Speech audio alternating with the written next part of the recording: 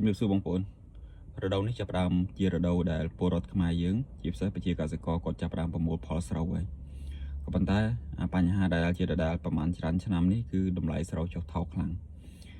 បើសិនជាយើងអង្គុយសង្កេតមើលទៅតម្លៃស្រូវពីមួយឆ្នាំទៅមួយឆ្នាំគឺនៅតែបន្តធ្លាក់ចុះហើយគ្មានទីផ្សារ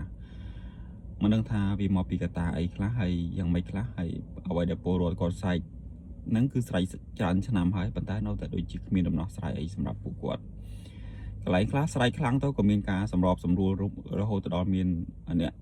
ក្រុមហ៊ុនអុកញ៉ាអ្នកមានណាក៏ជួយទិញខ្លះទៅប្រហែលតោនប៉ុន្តែមែនទេទៅអាការជួយទិញរបស់អ្នកមានទ្រព្យទាំងឡាយនោះវាមិនជាការបានន័យថាវាមិនជាដំណោះស្រាយសម្រាប់ពលរដ្ឋទូទាំងប្រទេសទេពលរដ្ឋទូទាំងប្រទេសដែលគាត់ធ្វើស្រែច្រើនគឺគាត់ត្រូវការទីផ្សារមួយដែលច្បាស់លាស់តម្លៃសមរម្យ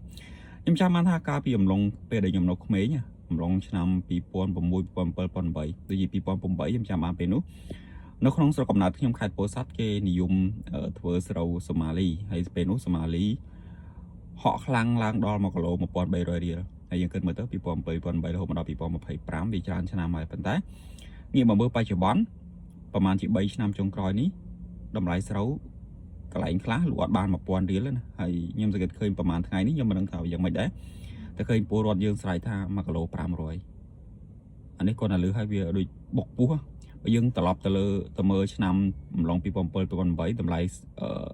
ជីកសិកម្មតម្លៃអីអត់សូវថ្លៃដូចឥឡូវទេតែឥឡូវស្អីក៏ថ្លៃដែរថ្លៃប៉ុន្តែតម្លៃស្រូវ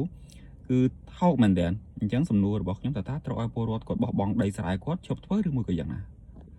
ហើយអីបានជាពួកគាត់នៅតែរងគ្រោះជាពិសេសគឺគាត់នៅតែមិនអាចរកទីផ្សារទាំងអស់នេះបាន